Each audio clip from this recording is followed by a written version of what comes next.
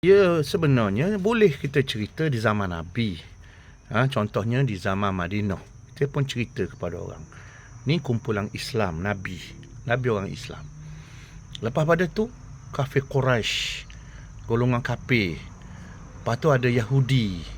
Lepas tu ada golongan munafik contohnya. Kita boleh cerita. Tetapi jangan kita gambar. Contoh di Malaysia kita nampak lalu.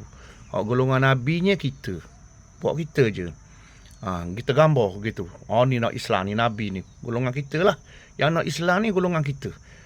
Yang nak buat Islam ni golongan kita. Lepas tu kita tengok orang kafir hak ada ni. Ni Yahudi. Kita banding.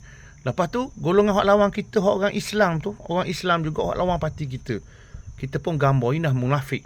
Kita buat. Ini gambaran munafik di zaman Rasulullah dulu. Pasal lawan Islam ni. Lawan kita ni lawan Islam. Lawan orang nak buat Islam. Lawan Quran, sunnah, ijma' qiyah. Jadi golongan ni kita pun gambar. Dalam Malaysia ni kita Nabi, golongan Nabi yang memperjuangkan Islam. Hak nu kafir. China, India nu kafir. Hak ni macam kafir Quraisy lah, kafir Mekah dululah ataupun kafir Madinah lah. Ataupun maknanya Yahudi pula. Seperti China. Kita gambar tu. Lepas tu orang Islam dalam parti-parti lain tu. Dalam parti lain yang lawan dengan kita. Yang lawan kita tu, kita pun buat ni munafik. Di zaman Rasulullah ada munafik. Dokkan zaman kita tak ada munafik. Sedap hujah. Zaman Rasulullah ada munafik. Tu zaman Rasulullah. Zaman sekarang pun ada munafik. Betul lah, boleh kata gitu. Tapi masalahnya kita tuju. Kita kata orang ni munafik. Sekarang ni, di zaman Nabi dulu, orang munafik, Nabi tak kenal, Nabi tak tahu. Sayyidina Umar tak tahu. Dia siapa munafik? Sayyidina Umar tak tahu. Yang tahunya ialah Allah. Pasal munafik ni duduk dalam hati. Kalau di zaman Nabi lu semayang bersama Nabi, duduk cekah belakang Nabi semayang.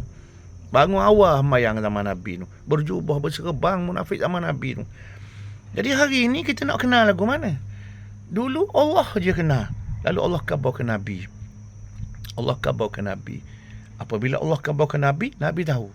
Nabi beritahu kepada Zaifah ibn Yaman. Jadi apabila kita gambar perbandingan tu, tak boleh mudah. Kita golongan Nabi.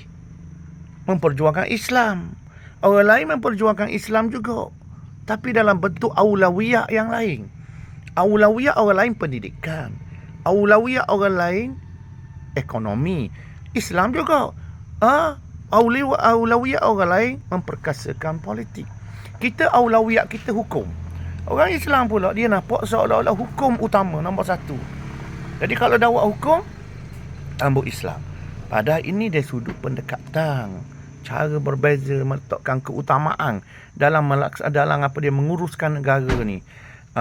Jadi makna di sini tempat beza dia. Tapi tak bolehlah kita cerita zaman Nabi, cerita zaman Nabi Mekah orang kafir, ni orang Yahudi, ni orang munafik, ni Nabi, para sahabat yang berjuang. Kita pun gambar di Malaysia. Kita buat Nabi. Orang lain munafik.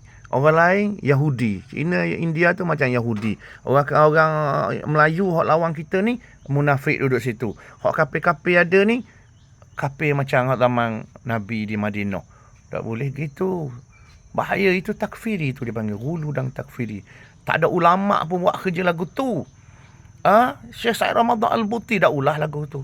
Syekh Husu Qardawi dah ulah lagu tu. Syekh Abdul Karim Zaidan dah ulah lagu tu. Mereka yang ulah perumpamaan, perbandingan yang salah tu, golongan pelampau agama di sepanjang zaman. Kalau dulu Khawarij. Dia dulu juga Syiah.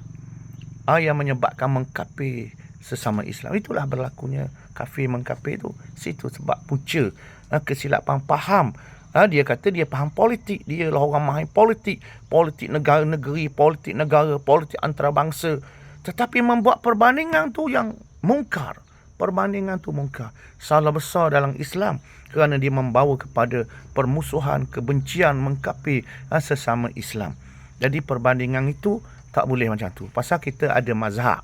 Kita ada parti-parti politik, kita ada jamaah-jamaah Islam. Semua jamaah Islam, semua parti orang Islam tu duduk dalam kumpulan Nabi belaka.